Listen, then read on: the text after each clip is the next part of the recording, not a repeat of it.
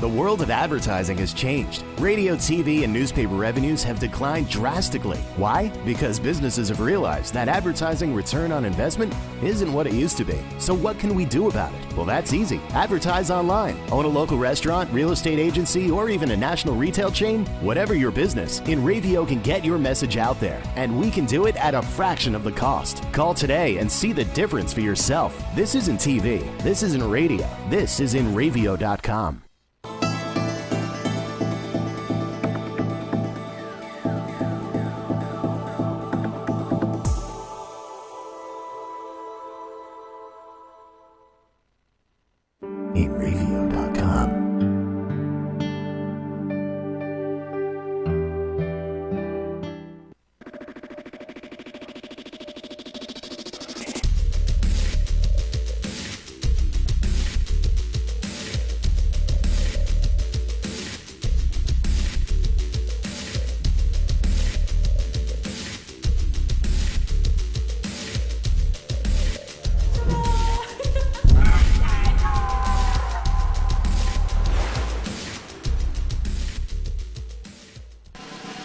Ladies and gentlemen, your host of Nerdgasm tonight, please welcome Dave Campfield.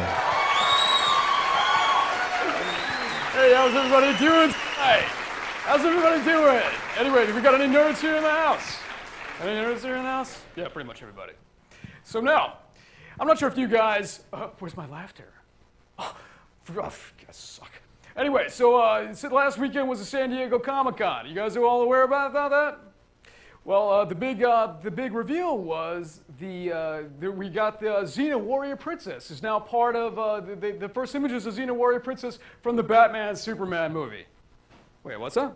I'm sorry, I'm being told that was Wonder Woman. You might have to Google that image to fully appreciate the visual of that joke. Also, we had the Avengers 2 and Ant-Man panels happening, and some people are saying that the Avengers 2 might be the Empire Strikes Back of the Marvel series. Whereas with the Ant-Man series, well, actually nobody was at the Ant-Man series, so no one knows what was said. That's, yeah, you know what I'm talking about. Lastly, we got some information about Godzilla 2. We're being told that he's going to be battling a lot of the greats, Ghidorah and Rodan. But my question is, when is he going to battle Piggyzilla? Anybody? Boo! You suck! Get off the stage! Anyway, Get off the table! Go visit my panel right now. Quit it, man!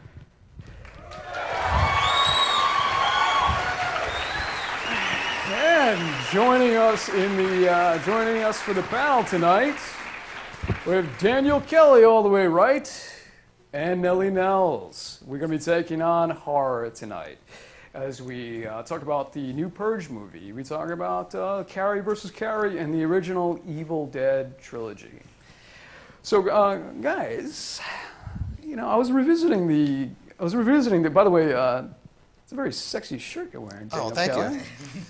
What's that all about? Well, when I originally saw Evil Dead as a kid, I always dreamed of being a big fat ash.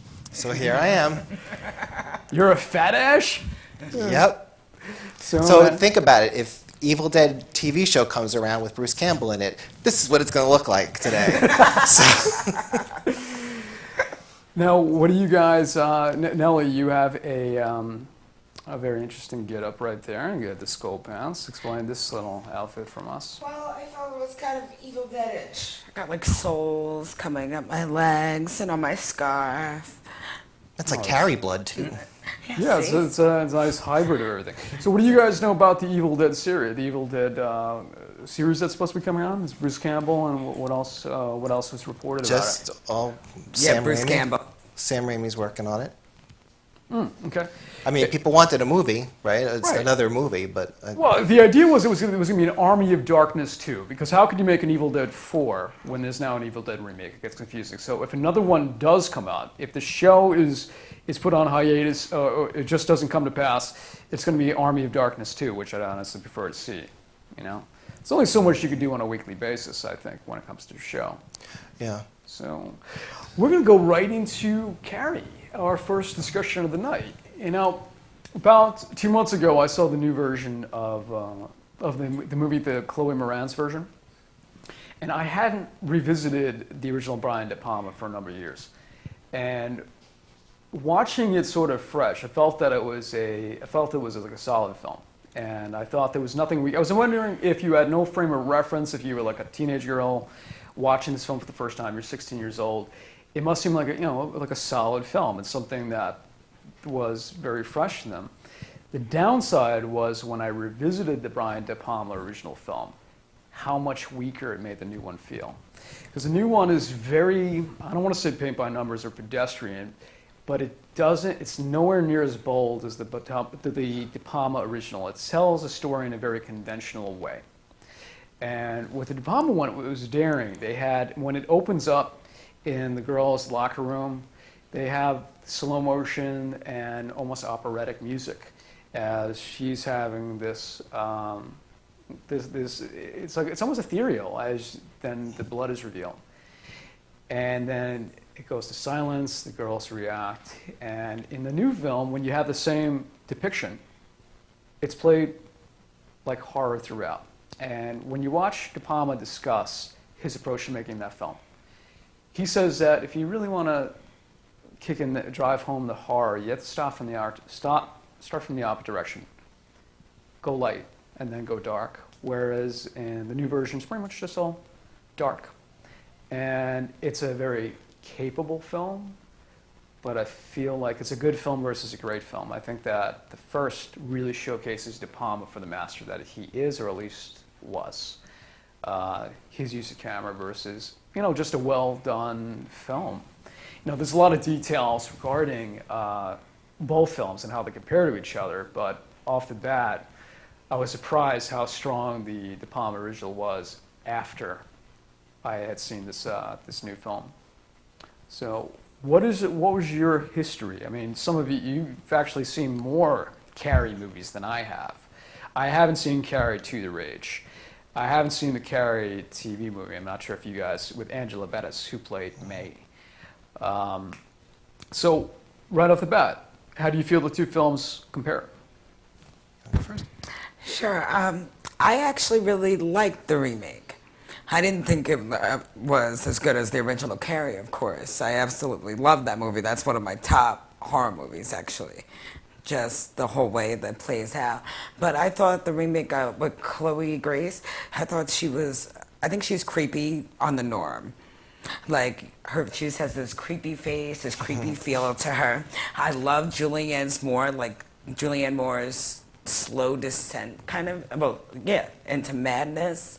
I felt like I liked it was more subtle, the way Julianne did it. Like, she progressively got crazier during the movie. Like, I liked that a lot. Because at first you're kind of like, all right, her mom's kind of weird.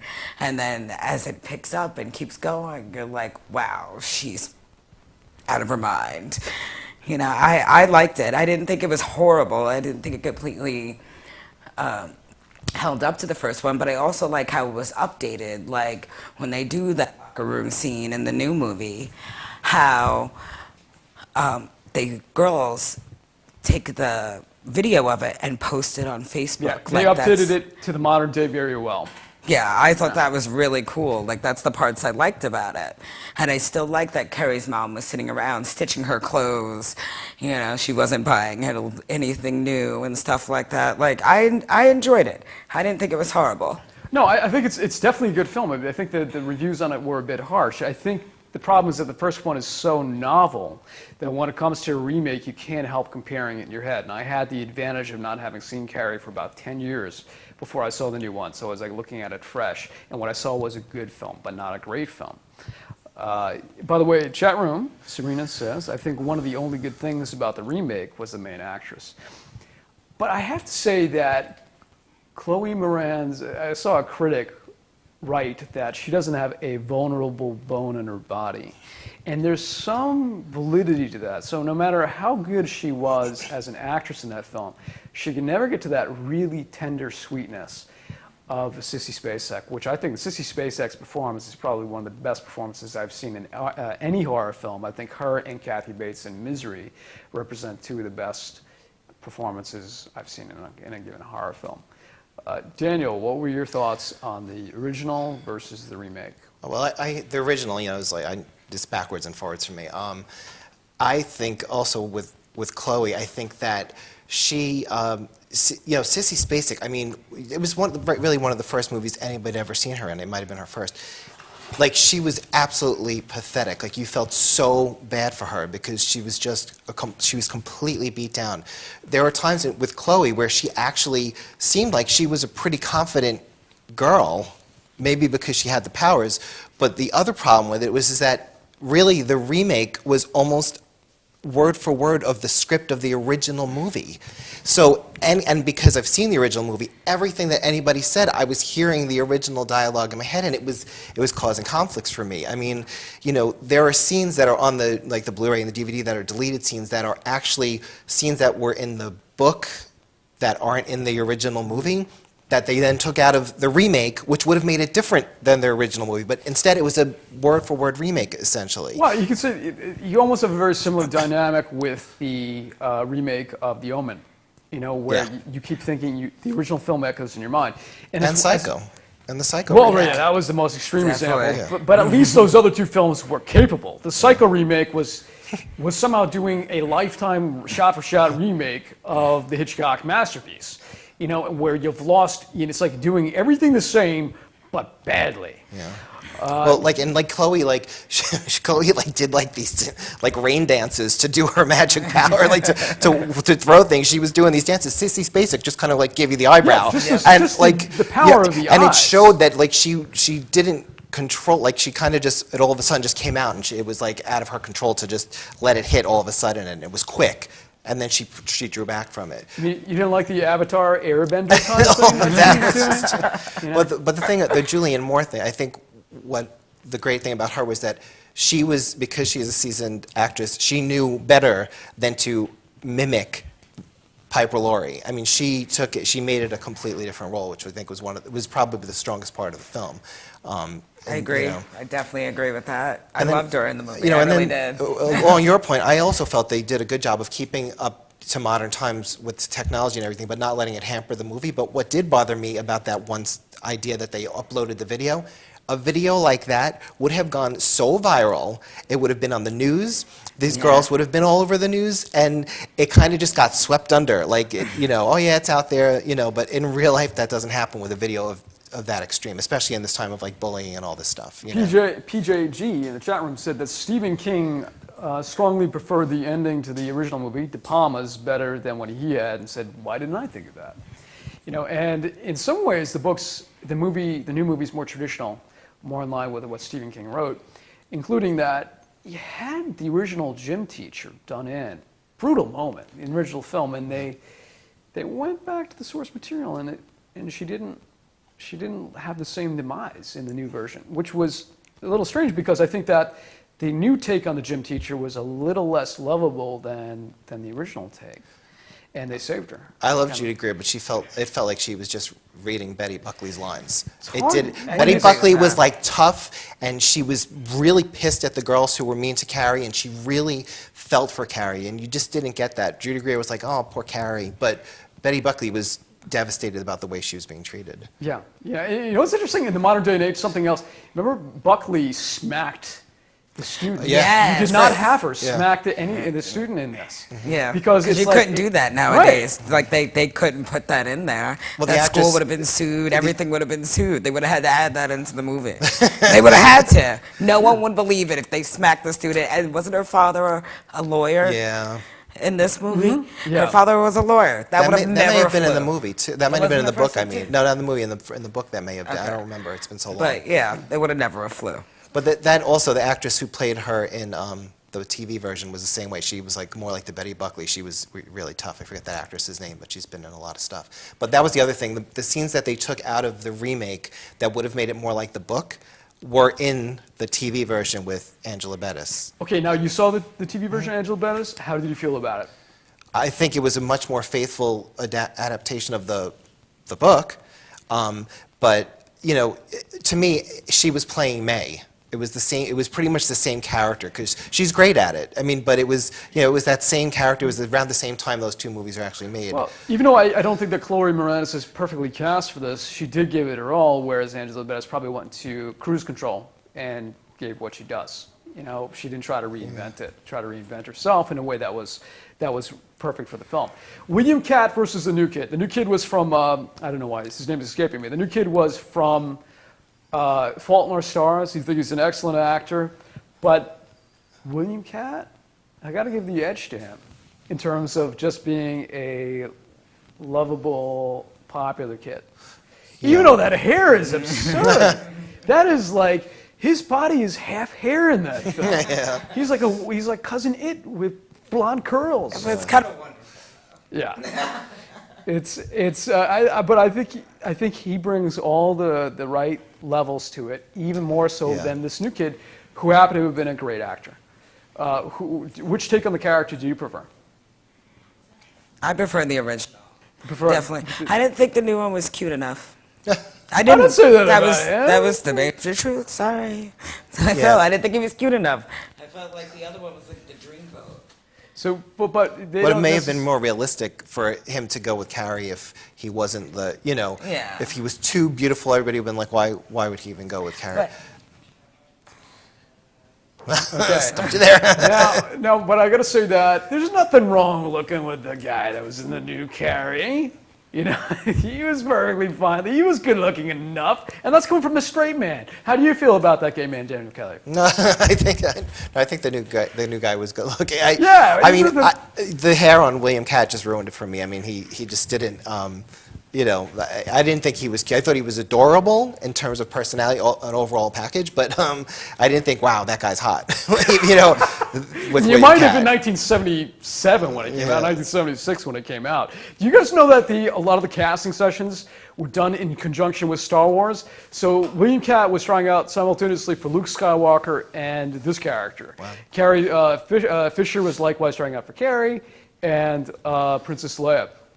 And it was Depalma and Lucas sitting in the same sessions, and they both said, okay, I like that one, and they kept dividing the actors that they wanted to use.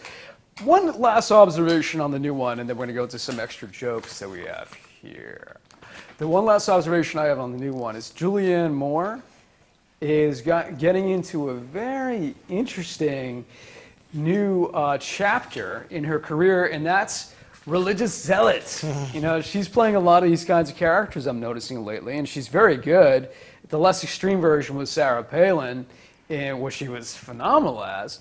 But it's she plays a certain heightened religious person, a little bit on the nutty side, in her portrayals, and she's, I don't know, who knows, maybe there's a whole second career for her now that she's past 45, and she's going to basically be playing the religious zealots from this point on. So when I was coming up with the concept for the opening of this show, we have this wonderful set, and I just felt like I wanted to make the most of it rather than the same thing. I wanted to do a little shtick. So we had some jokes that were written for tonight's monologue. That wonderful monologue that I'm sure still has you laughing. Not. And so we have Nelly that's going to be sharing with us a few extra jokes written to us by the wonderful Timmy Backer. Take it away, Nelly. Ben Affleck was recently interviewed on the set of the newest movie, Batman vs. Superman. He was asked how his portrayal will be different from Michael Keaton's performance in Tim Burton's 1989 version of Batman. His response was, it'll be the polar opposite. Keaton can act. Yeah! Oh.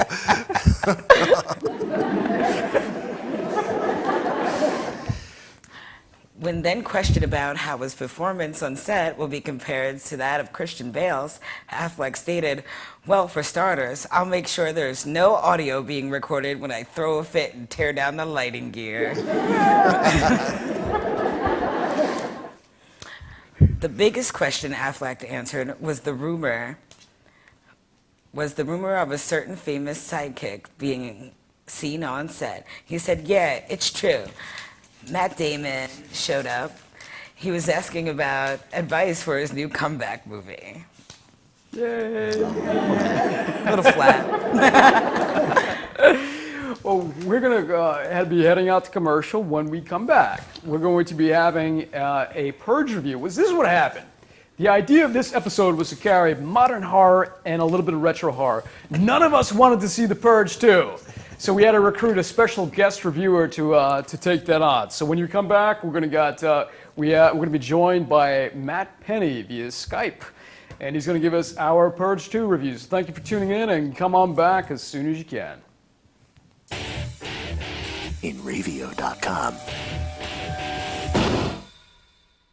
For over 60 years, Hanson Carpet has put the customer first, providing only the finest quality products and service. And Hanson Carpet is so much more than just carpet. We also carry a wide selection of window blinds and shades, and our licensed and insured technicians can service any of your flooring or window covering needs. Browse our huge selection of laminate, carpet, linoleum, vinyl, and tile. Stop by our showroom today or visit HansonCarpet.com. No matter what your project, Hanson Carpet has got you covered.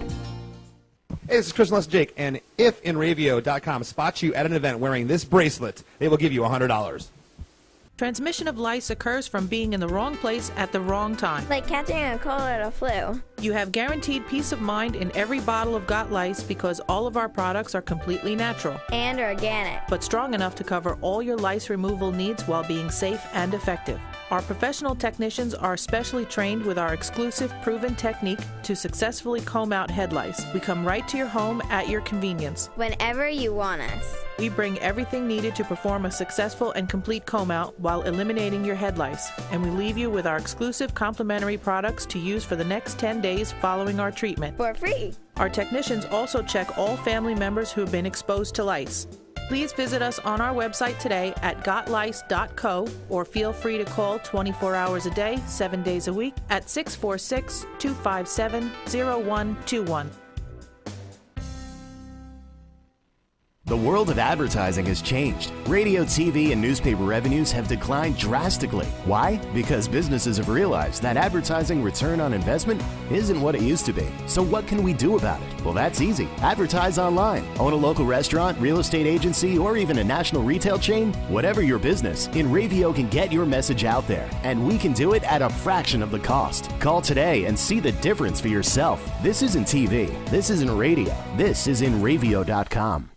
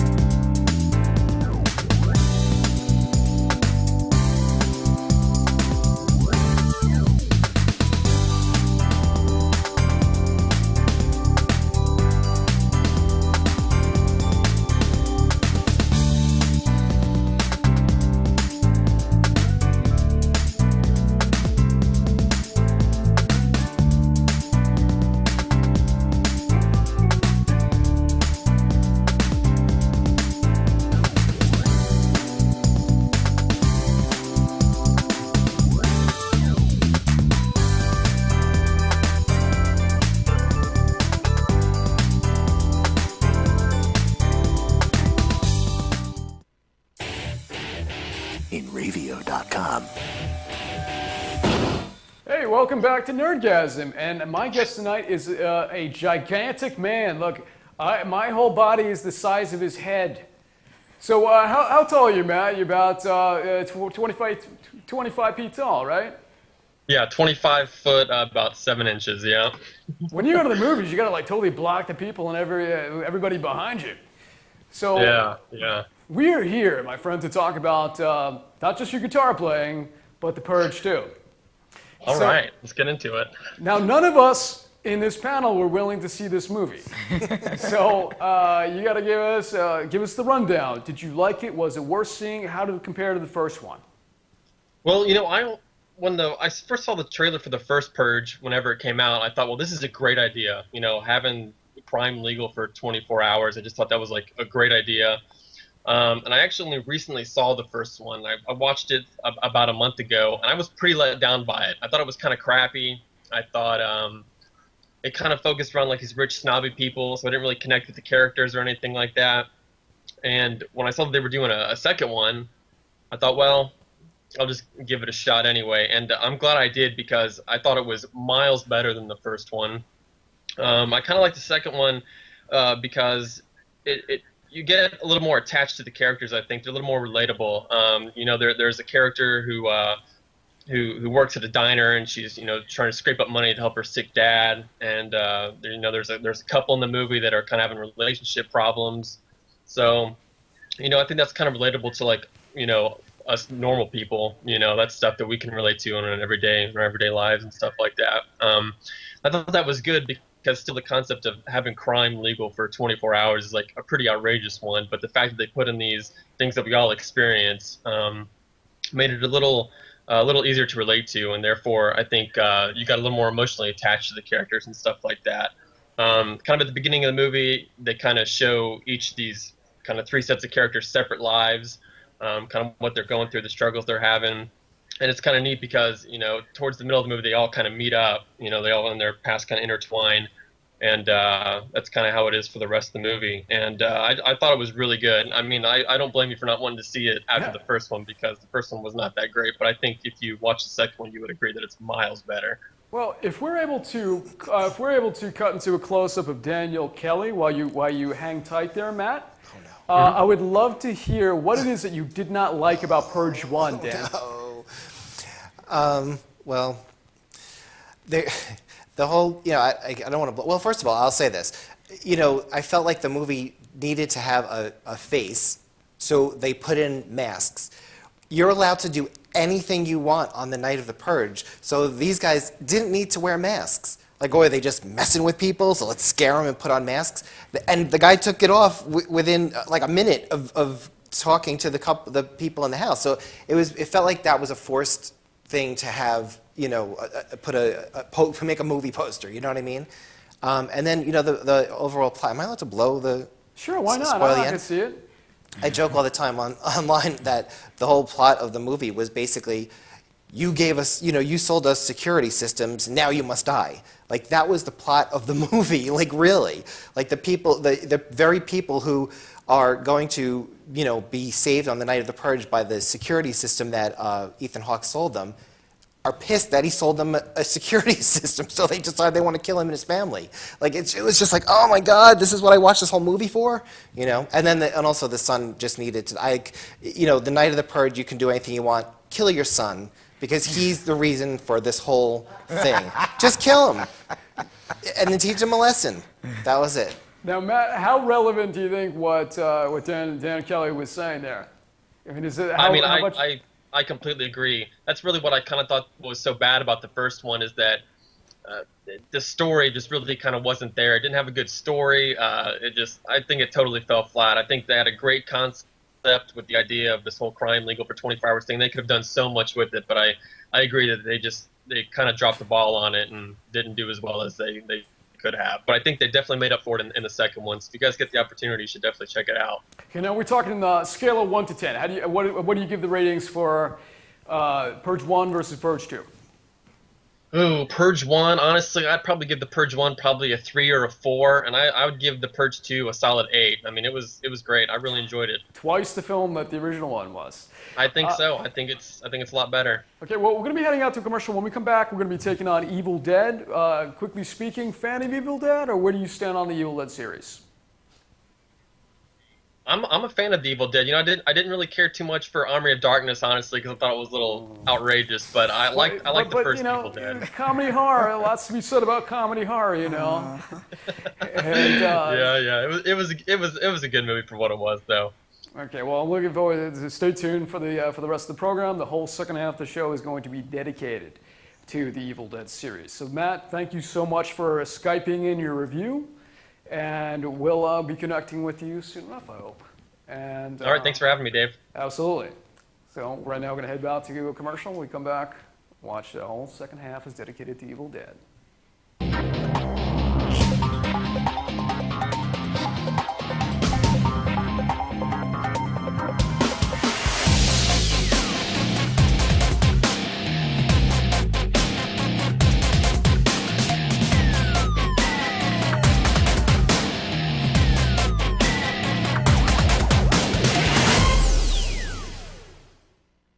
Paul Brown and the Killing Devils. Alternative progressive rock like you've never heard before. Over 1 million views on YouTube. New York City Village Voice says Paul is a gifted singer, songwriter, and musician with one of the best progressive rock bands on the planet. LA Underground Music Exchange calls him the only modern American band to cover every genre well. Pick up the albums Black Widow Tears, Red Spider, and The Wizard's Dawn, now on iTunes. And get to facebook.com/Killing Devils to keep up with the latest info. InRevio.com. The world of advertising has changed. Radio, TV, and newspaper revenues have declined drastically. Why? Because businesses have realized that advertising return on investment isn't what it used to be. So what can we do about it? Well, that's easy. Advertise online. Own a local restaurant, real estate agency, or even a national retail chain? Whatever your business, InRevio can get your message out there. And we can do it at a fraction of the cost. Call today and see the difference for yourself. This isn't TV. This isn't radio. This is InRevio.com. Hi, this is Tony. And I'm Dan, and you're watching Dear Dad. Oh, wait, you're not watching it yet, but you should be every Thursday at our new time from 7 to 8. That's the new time. Dear Dad on InRevio.com. Only InRevio.com. Where else could it be? Tune in. On the internet. InRevio.com. Welcome back to our first of 2 horror editions of Nerdgasm. And guys, you know what's coming up next week? Do you have any idea of the colossal magnitude of next week's episode? We are talking Final Destination with the creator of Final Destination, Mr. Jeffrey Riddick. So excited. And I could not hold these 2 people back. There was fights as we were discussing who would be on next week's show. It's like, I want to be on. I want to be on. I'm like, I'm sorry, you'll have to battle to the death. And Nelly was not game with that. I said cello. I want to wrestle in cello. Okay, well, that might be a good idea. So make sure to tune into next week, our second of 2 horror-themed episodes of Nerdgasm with the creator of Final Destination, Mr. Jeffrey Riddick. So now, we are going to delve into our question of the week. And we can throw on the little question. So my question of the week, Daniel Kelly and Nelly Nells, was your prom as bad as Carrie's prom was? Why don't we start all the way to my right with Daniel Kelly? Okay. I made sure it was. This is a great story. I had my tonsils out a week before my prom, and another friend of mine had her jaw wired shut. And instead of going together and making each other miserable, or just not talking because we couldn't, we both went with other people. And we just made it such a miserable night because we were so unhappy. But it was like fun miserable, like we were enjoying it, you know what I mean? But I don't know if everybody else liked it as much as we did. But so that's my story. Now, at that point where you're like, I'm not really into this. No, we were into it. At that point, I mean, your identity was as you are today, or where, like, you know where you stand these days, right? At that point, was there any question to yourself? No, I was just as evil then as I am now. just as much of a brat, yeah. No, sure. You did know which side of the fence you were leaning on at that point. Oh yeah, I didn't bring a boy to the. No, but did you at that point were you just like unsure, or did you know? No, I knew. But you're like, okay, I gotta do this out of obligation. I gotta just bring somebody because everybody's going to the prom. No, I mean I wasn't dating anybody. The girl I went with was a good friend, and unfortunately she just passed. Yeah, so she was one of my friends. I hung out with all girls in high school. So, I knew what was going on, but I wasn't ready yet. Yeah. Now, at that point in your life, were you the big horror geek that you are today? Yeah, I've always been. And like back in that was probably right around the time. That was around the time of Carrie, as a matter of fact. How old were you when? No, it wasn't. It was 10 years later. Okay, you're younger than those. You're younger than those characters. It was the time of Evil Dead 2. Okay, so your high school. I don't know. My math's a little bit off here, in terms of when Carrie came out. Carrie came out 76, so that makes my math very wrong. I'm sorry. So now let's go over to Nelly Nells, because I know you've got a great prom story too. My prom was actually really pretty awesome. I remember I started the dancing. I took awesome Charlie's Angel pictures in my prom dress with my friends. I ended up having a huge prom party out in Sag Harbor where we rented my friend's uncle's house for a 6-pack of beer. He gave us his house for the... Wait a second, how old are you now? Yeah, it was, Charlie's Angels. That was around the Carrie time, so. hey, we just took the pictures like Charlie's Angels.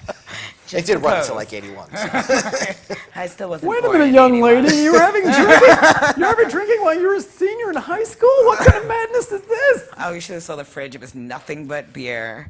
There was no adult supervision. We were on the beach. It was wild. It's a wild party. So no blood, no pig's blood, no mass killings at your prom? Nothing like that? Okay, well, I'm going to say that my prom was a little better than Carrie's.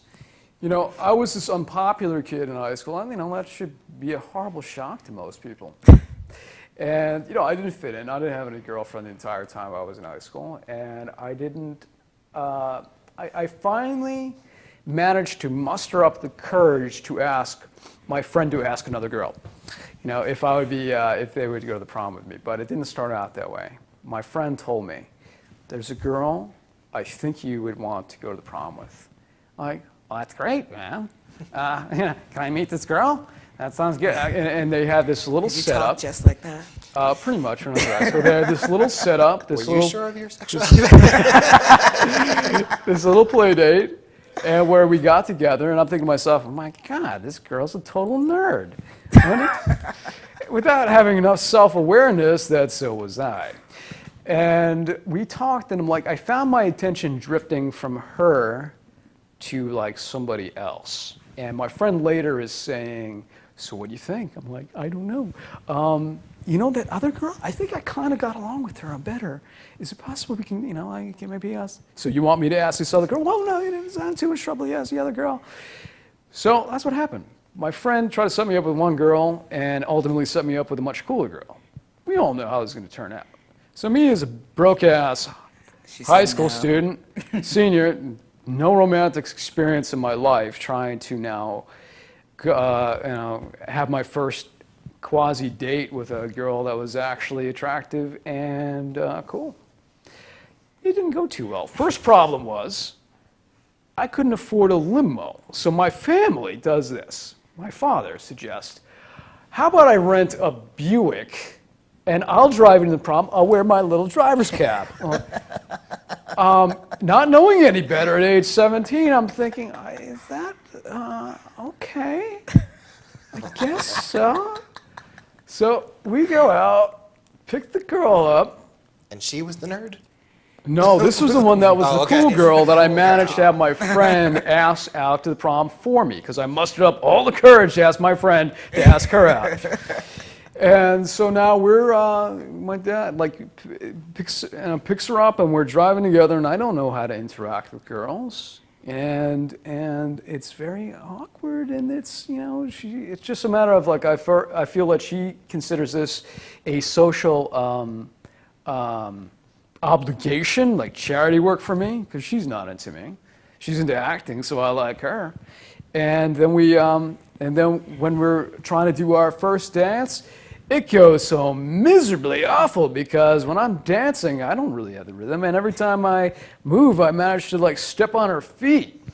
So I keep I'm like, okay, I pretty much just blown this out for the third time I've stepped on her feet, not that there was anything here to begin with. And after we get picked up again by my father wearing his dumbass limo cap, he decides to make things really even better for me by saying, so how'd it go? I'm like, it's fine, driver. Let's just go back home. Thank you very much. So I disowned my dad for the sake of trying to, salvage a would-be relationship with a girl I never really talked to again. So that was my prom experience. It was awful. A prom. At that time? What's that? What songs were you dancing to around that time? I don't know. Everybody Wang Chung tonight, but so that was the year. No. That was a little bit after that. But the thing is, I believe that proms are designed for one reason: to make unpopular kids feel less popular and more rejected, meant to scar them for life. That's my whole theory on prom. Anyway, we're going to move now on to Evil Dead, because it is so related. Now, guys, I haven't seen Evil Dead. I had not seen Evil Dead until last month. I watched Evil Dead 2. It was a whole new experience. Wait, you never saw them at all before that? I never saw them at all. As a matter of fact, For real? Matt in control room, we have a picture of me wearing a a salmon sweater vest and a stripe shirt. I want to throw that picture up if you have it. If you have, there we go. My introduction to Evil Dead was this scene that we shot from a commercial for NewYorkHauntTours.com. I'm doing this scene in which I'm playing this really arrogant jerk. And I'm that's a stretch. Nelly, you're fired. I was playing this really arrogant jerk in this commercial, like pretty much the epitome of every sweater jerk from an 80s film. And the scene is the scene out of Evil Dead, and I'm doing it and without any awareness that this is almost a shot-for-shot remake of the scene from Evil Dead where she's predicting the cards. And I'm watching Evil Dead, I'm like, wow, this scene is really familiar. Oh, that's awesome. And my feeling on Evil Dead is that Sam Raimi had a very long distance to go. It is a very rough film around the edges. I don't even know how much I like the film. What I feel like it's a film that shows a hell of a lot of promise, but I'm not sure I can call it a good film. I think it's a film with good scenes. I think it's a film that shows the potential of a visionary filmmaker, and it's pretty much not until we see the sequel that I got who Sam Raimi is. It's interesting to see the early machinations of Bruce Campbell. Bruce Campbell is a different character between Evil Dead 1 and 2. He has none of the bravado, none of the confidence, none of the charisma that he might as well have been a different actor between. And you know all about that, Dan, because you're Bruce Campbell right now. I want to hear your take on these movies. Let's start with Ash. I'm going to do one at a time. Evil Dead. You want Yeah, to do Ash? yeah, we're going to go right into this. So Daniel, let's start with the original. Okay, so the original film, I saw the original film early 80s when it first came out on VHS with my brothers at Christmas while my mom was decorating the Christmas tree, and man, was she pissed because we were screaming bloody murder the whole time. When you first saw that movie back then, it was actually terrifying. It was a really, really scary movie. From the very first moment of that movie, they're being pursued by something as they're driving to the cabin. So you know there's something dangerous that's going to happen. They get to the cabin, that like swing is pounding against the cabin. It's just this tension and this buildup. And then all this stuff happens with the girl in the woods.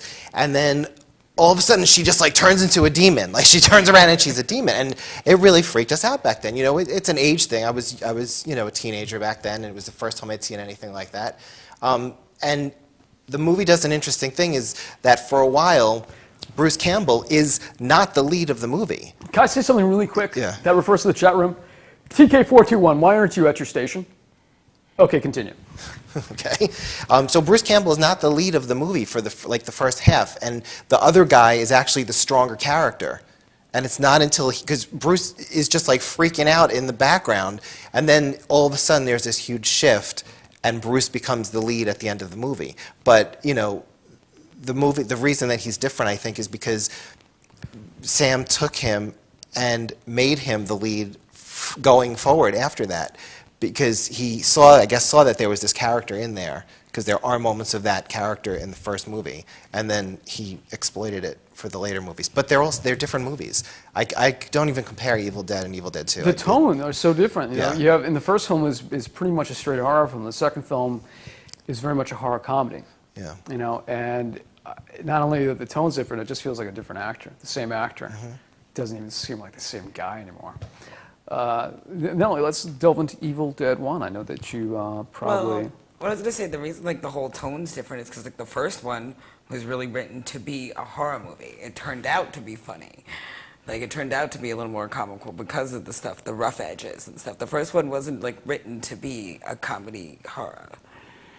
Well, I still don't think that it's a particularly funny film. I don't find much Well, about I the think original people Evil Dead found film. it more funny because of the puppety way it is, and you know, just like the way the shots are, the cheesy kind of effects. Like I just think that took to people as it became funny.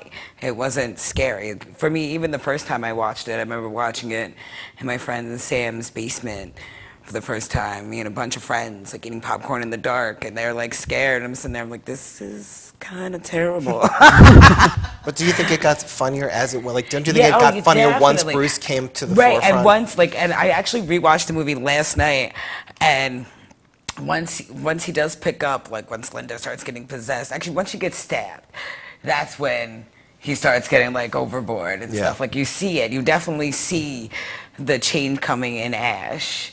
And I did like that about the movie.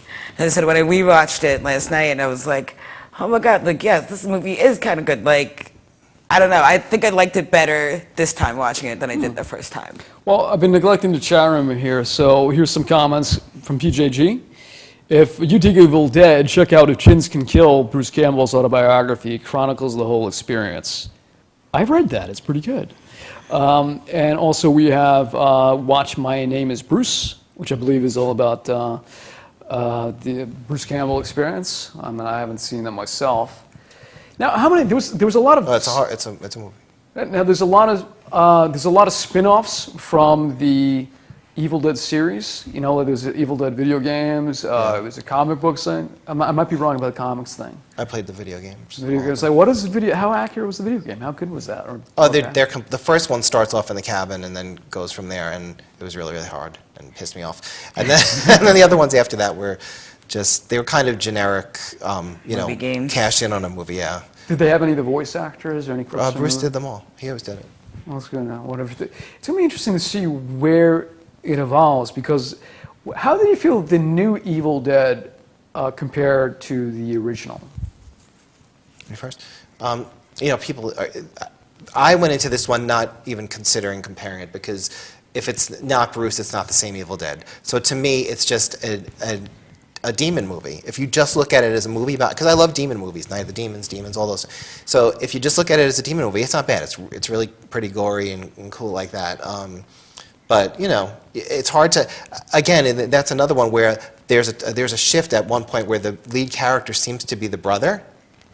And if you want to talk about hot, forget the Carrie guy. So there's the lead brother, and then there's the chick from the show Suburbia. Suburgatory. So it switches. She becomes the lead character at the end, just like Bruce did, right? She gets possessed. She becomes one of the demons. Then the brother takes over. Then all of a sudden it's back to her, and she has to fight that demon version of herself. So she becomes it sort of follows the same path, because Bruce is in the background at first, and then he becomes the lead at the end. But it's not. There's no humor, except for the part where her brother charges her up with a car battery. That was a little funny, but whatever. I don't know, you have to wonder, I mean, the series was known for its comedy, and then the pragmatic choice seemed to be to the producers to completely strip it of what gave it its distinct style. You can do that. I mean, any filmmaker can put their own stamp on something, but it seems like stripping away one of the identifying factors of the series. Well, I think because the first one was really meant to be scary, they decided to remake it scary. And I bet you teenagers thought that movie was terrifying, I'm sure. That the remake was terrifying. And as far as you're concerned, the remake versus the original? I actually did not see the remake, but I can tell you, I know, but I can tell you that the trailers spooked the crap out of me. You're reviewing the trailer. Just the trailers. Like seeing the demon that was under the floorboards. Mm-hmm. That one scared the bejesus out of me. Speaking of floorboards, let's go on to the Evil Dead 2, Dead by Dawn, because you have a whole protracted sequence of demons coming to the floorboards. Now, guys, to me, Evil Dead 2 was a whole different experience than 1. Evil Dead 2 was the epitome of a horror comedy that had a lot. I think it was almost a genius hybrid, mostly for its technical technique. The story becomes clearer. They obviously had a much bigger budget. They had more toys to play with. The story becomes clearer. The momentum is there. Raimi is the filmmaker that he ultimately became. The camera's breaking through doors. You have Campbell as a very different type of action hero, and it made the whole experience so much better. There's a sequence where he's beating himself up. Yes. And favorite scene. One of my favorite scenes in that movie. Love it. That is comic genius. I mean, how he was able to do it. I'm jealous of how physical of a comedian Campbell is and how successful he is. But yet, none of that in the original film, you know? And I think that, you know, the stop motion effects, for as cheesy as they are, it really benefits the story. I mean, I had a terrific time with this whole film, and I wasn't anticipating it. I put it off. I was sitting with my friend Paul Kimicki, also known as Otto in the Otto and Caesar Otto series, and we were trying to watch the original Evil Dead years ago, and I couldn't get through it. I didn't give it a chance. Ultimately when I watched it, I liked it better than I thought I would. But had we started watching Evil Dead 2 that night, it would have been a whole different experience. Because I had been putting this film off way too long, because when I did see it, you know, it was wonderful. And I'm amazed that Raimi was given that chance, considering how different the first film was. You know, I guess the first one was a financial success. Really driven home. The success was really driven home by the quote that Stephen King gave. Wasn't Stephen King from the same area that Raimi was, like up in Maine? Yeah. And as the story goes, to my understanding, I'm sorry I'm neglecting you, chat room. I'm just you're all the way down here and I can't read you. Stephen King managed to go to a screening, and the quote that Stephen King gave them was enough to really launch the careers of Sam Raimi and so many people involved. And he went off to be a big Hollywood director, whom some people in the chat room feel betrayed his roots. But even to this day, you always know when you're looking at this Sam Raimi film. You can tell from the quirkiness, from the edge. He always has his distinct style regardless of what he does. Look at Spider-Man 2, 3, all of those types of films, you still feel the moving camera. There's a scene in Spider-Man 2 when it's Doc Ock getting his tentacles taken off. It looks like a scene out of the Evil Dead series. Oh, how about that? Take it away. Was there any other thoughts on Evil Dead? You guys didn't say anything on Evil Dead. Evil Dead 2. So let's hear your thoughts. Take it away. Take it away, you two. Are we on 2? Who goes first? You? Take it away. Nelly? Okay, wait. Are we on 2 now? We're on 2. Okay. Favorite scene, my absolute favorite scene is when his hand gets possessed and he's going for the meat cleaver and he flips himself over. It's so physical and intense, and I think he looks brilliant doing that. Like, you really believe that his hand is a separate entity. I really thought that was awesome. I love a good montage. I don't know about anybody else, but I love a good montage, and I love the montage of him making his saw hand, his saw arm. Yeah, I thought that was really cute. What about the Carrie dressing montage? That was so bad. That's the worst part of the original movie. Of course, Evil Dead 2 brought us the classic line, groovy. That's not my thought, that's chat room. I think I'll just steal chat room's ideas and comments and act like they're my own. Continue. But those are my favorite parts of the movie. Like, I definitely think it was worlds better than the first one. I liked, even though it was gory, I liked all the different colors that they used for their blood, and I actually ended up watching this documentary not too long ago.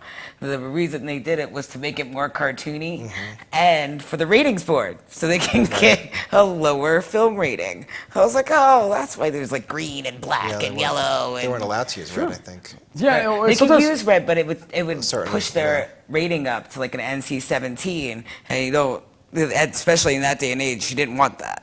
Do you ever look at the back of a box, like a horror movie, and you see all the different ratings from different countries? In one country, it'll be acceptable for 12-year-olds, and in another country, it's acceptable for 18-year-olds and 15-year-olds. Yeah. It's always interesting. Like, the rating system really varies from country to country. Yeah.